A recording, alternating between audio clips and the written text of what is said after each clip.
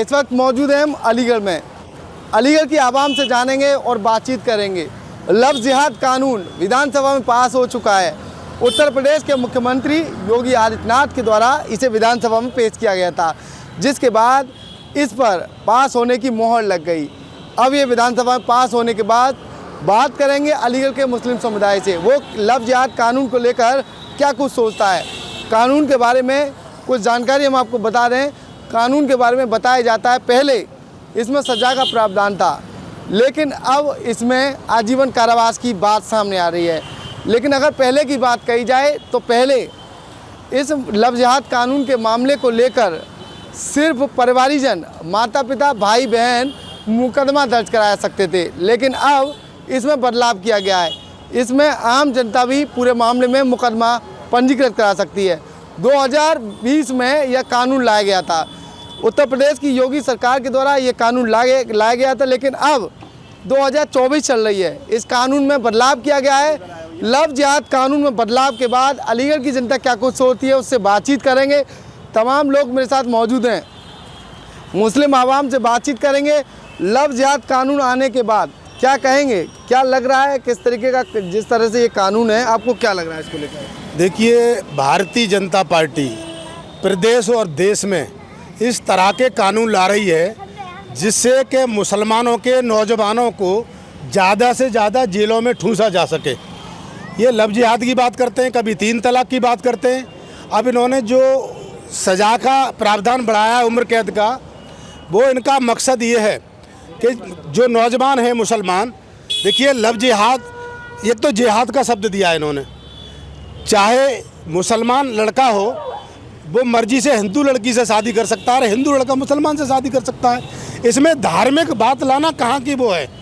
अरे राजा अकबर थे, उन्होंने जोधा भाई से प्यार किया, उन्होंने शादी की। तमाम ऐसे मुस्लिम भाजपा के नेता हैं तमाम, जिन्होंने जो है मुस्लिम लड़कियों से शादी कर रखी है। तमाम हिंदू लड़कियों ने मुस्लिम नेताओं से शादी कर रखी है।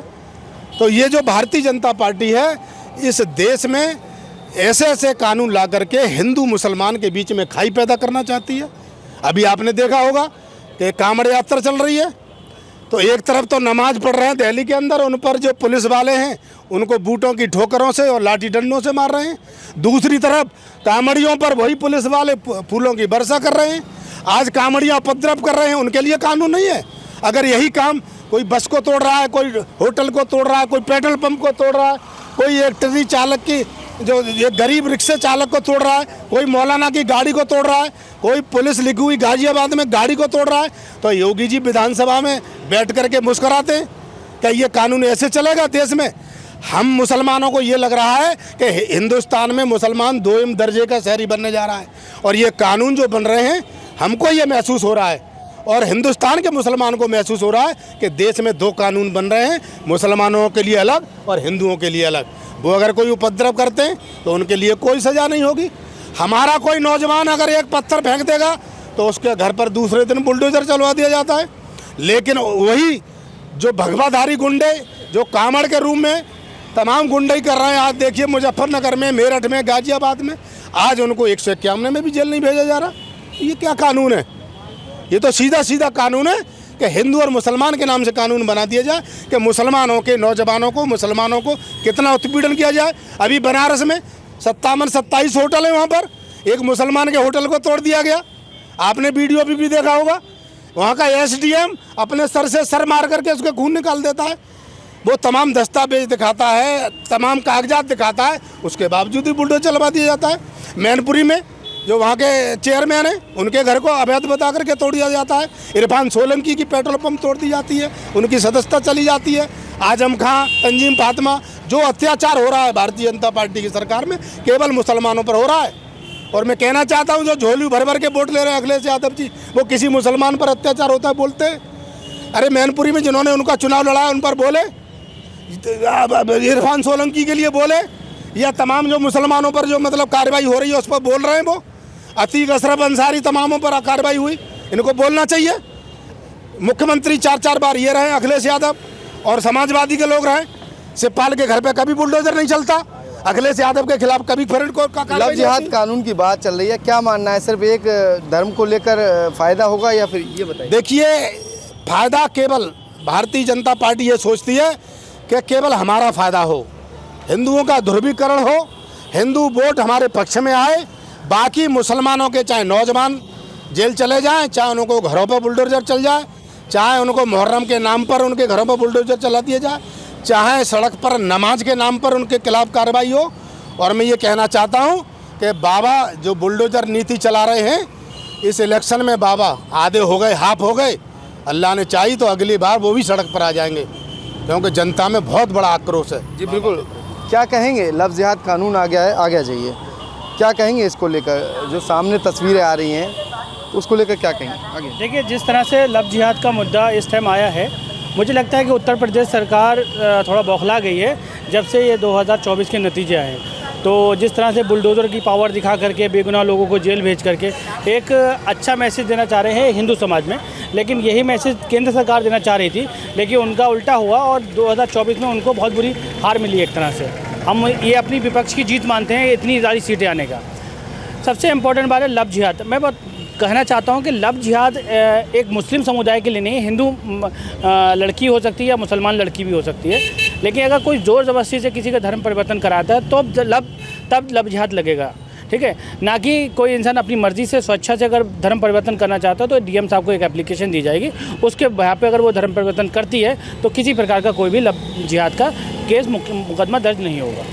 नहीं, ये जो कानून आया है इसमें जो तब्दीली की गई है, पहले की अगर बात कही जाए तो पहले सिर्फ परिवारीजन मुकदमा दर्ज करा सकते थे, लेकिन अब बात सामने आ रही है कि अन्य लोग भी मुकदमा दर्ज करा सकते हैं। तो क्या इन सारी चीज़ों का लाभ अन्य लोगों को मिल सकता है? हाँ, बिल्कुल मिल सकता है। समाज में ऐसे कट्टरपंथी लोग हैं जो एक दूसरे का बुरा ही चाहते हैं। मुझे लगता है कि बहुत से ऐसे परिवार हैं जो इस तरह की घटना को अगर हो जाती है तो वो अपने हिसाब से डील करते हैं कि मेरी बच्ची की बदनामी ना हो, लेकिन एक षड्यंत्रकारी जो लोग होते हैं जो समाज में एक गलत मैसेज पहुंचाना चाहते हैं, वो आगे निकल के आएंगे और वो मुकदमा दर्ज कराएंगे और वही मुकदमा वापस लेंगे। ये ठेकेदार लोग हैं। इस तरह क्या होगा, मुकदमा दर्ज करके पैसे ऐंठने का काम किया जाएगा। तो ऐसे लोगों के ऊपर अंकुश लगना चाहिए। और जिस तरह से लव जिहाद का अधिनियम पारित किया गया है, इसमें बहुत ही खतरनाक बात यह है कि तीसरा बंदा इन्वॉल्व कैसे हो सकता है। जब किसी की बेटी का अगर अपहरण हो जाता है तो माँ मुकदमा दर्ज करा सकती है, बाप दर्ज करा सकता है। अगर माँ और बाप नहीं है तो भाई आएगा। ये क्या तीसरा समाज का व्यक्ति आकर के अपहरण का मुकदमा दर्ज कराएगा? तो इससे एक भय का माहौल एक मुस्लिम समाज के लिए और ईसाई समाज के लिए पैदा हो रहा है, जिससे समाज में एक अलग मुझे लगता है वातावरण आएगा और उससे बहुत फ़र्क पड़ेगा। क्योंकि अगर माँ और बाप नहीं चाह रहे कि वो नहीं चाह रहे कि मुकदमा दर्ज हो, लेकिन क्या है, सामने वाला कहेगा भाई मुकदमा दर्ज करो।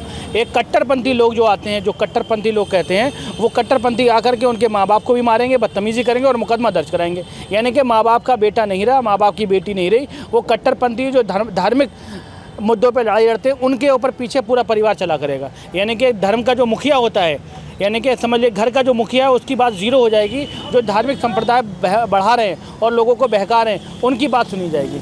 तो इस तरह का जो उन्होंने प्रस्ताव लिया है, मुझे लगता है ये बहुत निंदनीय है। और हर किसी के घर में इंटरफेयर करने का उनको एक मुद्दा मिल गया, कि कानूनी हथियार मिल गया कि आप घर में जाइए और बेगुनाह लोगों को फंसाइए।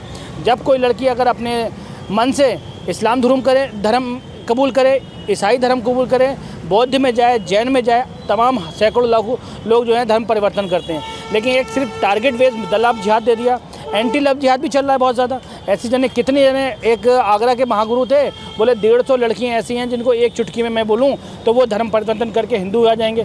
तमाम तरह की अलीगढ़ जनपद में जने कितनी ऐसी लड़कियां हैं जो जबरन किडनैप कर ली गई, माँ बाप घूम रहे हैं, उसके बाद उनको जो है ना धर्म परिवर्तन करके हिंदू समाज में कन्वर्ट कर दिया गया। क्या उन लोगों के ऊपर कानून नहीं लागू नहीं होता कि भाई मैं मुकदमा दर्ज कर दूँगा उनको, आज उनको अरेस्टिंग कराओ? लेकिन नहीं ऐसा होगा। एक सिर्फ धर्म विशेष के ऊपर इन्होंने हस्तक्षेप करने के लिए कानून लेके आए हैं ताकि 2027 का चुनाव होगा उसमें एक बड़ी बढ़त मिल सके। मुझे लगता नहीं है ये भी फार्मूला इनका फ्लॉप होगा, क्योंकि उत्तर प्रदेश और देश की जनता समझ चुकी है कि सिर्फ ढोकले वाली बाजी करते हैं। ज़मीनी स्तर पे कोई इनका काम नहीं है। अपनी बात को छुपाने के लिए, अपने कुकर्म को छुपाने के लिए इस तरह का कानून लेके आते हैं, जिससे माहौल हिंदू और मुसलमान में बढ़ जाता है और धार्मिक जो गंगा जमुना तहज़ीब है वो धूमिल हो जाती है। और इनका मामला ही इसी पे चलता है कि गंगा जमुना तहज़ीब को धूमिल किया जाए और माहौल में जो हिंदुस्तान का है तहज़ीब का वो ख़त्म कर दिया जाए। तो हम लोग यही चाहते हैं कि जिस तरह का उन्होंने तीसरे बंदे को इन्वॉल्व करने के लिए कहा है, ये संशोधन होना चाहिए और धर्म के ऊपर नाम पे कोई भी कानून ना बनाया जाए, जिससे कि हमारे देश की तरक्की, उन्नति, प्रगति रुक सके। जी बिल्कुल, धर्म के नाम पर कानून ना बनाया जाए। क्या राय है आपकी? हमारी राय वकील साहब ने जो कहा था, भी बिल्कुल सही कहा था। ये सिर्फ मुसलमानों को फंसाने के लिए कानून बना है। और जैसे अभी वो जो बोल रहे थे MIM साहब के कि इसमें सरकार विपक्ष वाला सिर्फ उधम मचा सकता है और कुछ कर नहीं सकता। अब ओवैसी साहब हैं, ओवैसी साहब कितना बोलते हैं मोदी जी के खिलाफ, पर आज का ओवैसी साहब पर मुकदमा कायम नहीं होता। इसलिए ओवैसी साहब उनका काम करते हैं, वो मुसलमानों को एक तरफ करते हैं और हिंदुओं को एक साइड कर देते हैं। तो ऐसे ही ये कानून में जो कुछ जो दलाल मुसलमान है ना, उनका भी सहयोग है, वरना ये कानून बनता नहीं।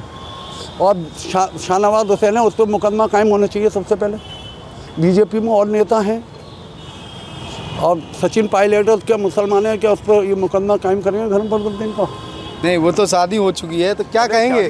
नहीं, अब ये कानून अभी फ़िलहाल 2024 में आया है। अगर कोई विरोध करता है तो ये कानून उसके लिए काम करेगा। क्या कहेंगे? उत्तर प्रदेश में जो विधानसभा में जो बिल पारित हुआ है, जो धर्म परिवर्तन को लेकर, आज नौजवान परेशान हैं। इस बिल की अभी ज़रूरत नहीं है यूपी गवर्नमेंट को, लेकिन कहीं ना कहीं जनता को बरगलाने के लिए उत्तर प्रदेश की सरकार, योगी की सरकार, ये बिल लेकर आई है। आज युवा इतने परेशान है, बेरोज़गारी इतनी फैली हुई है, पेपर लीक हो रहे हैं। योगी जी उस पर तो काम कर नहीं रहे हैं, लेकिन ये हिंदू मुस्लिम को बांटने का काम कर रहे हैं इस बिल को लाकर। मैं योगी जी से यही कहना चाहता हूँ, उत्तर प्रदेश में सिर्फ विकास की नीति पर काम करें, जो जनता आपको आने वाले चुनाव में डिसीजन दे, मेंटेनेंस दे सके। लेकिन अभी आपने देखा होगा 2024 का चुनाव आया था, 2024 के चुनाव में भाजपा की क्या हालत हुई है। बीजेपी उत्तर प्रदेश से ख़त्म होने जा रही है, तो इसलिए ये ऐसे मुद्दों को लाया जा रहा है और नौजवानों के जो माइंड को डिवाइड करने के लिए ये मुद्दा बनाया जा रहा है। क्या कहेंगे, नौजवानों के माइंड को डिवाइड किया जा रहा है या फिर ये जो कानून लाया गया ये? बिल्कुल, भाई ने बिल्कुल सही कहा कि डिवाइड किया जा रहा है। दूसरी बात है कि भाजपा सरकार को कभी भी गिर सकती है। दूसरी बात ये है, इनको जो है ज़मीनी मुद्दे पे जो है गरीबों के मुद्दों पे बात कर नहीं रहे, अब उल्टी सीधे मतलब कभी बिल पास कर रहे हैं। जी बिल्कुल, तमाम ये लोग थे अलीगढ़ के, जिनके द्वारा बेबाकी के साथ अपनी राय बताई गई है। फ़िलहाल कुछ लोगों के द्वारा इस कानून में तब्दीली की बात कही है, तो वहीं कुछ लोगों के द्वारा चुनाव को लेकर इसे मुद्दा बनाने की बात कही है। तो वहीं कुछ लोगों का कहना है 2027 के चुनावों में लोगों को बरगलाने के लिए इस कानून को लाया गया है। देखना भी होगा इस कानून का असर उत्तर प्रदेश में कितना देखने को मिलेगा।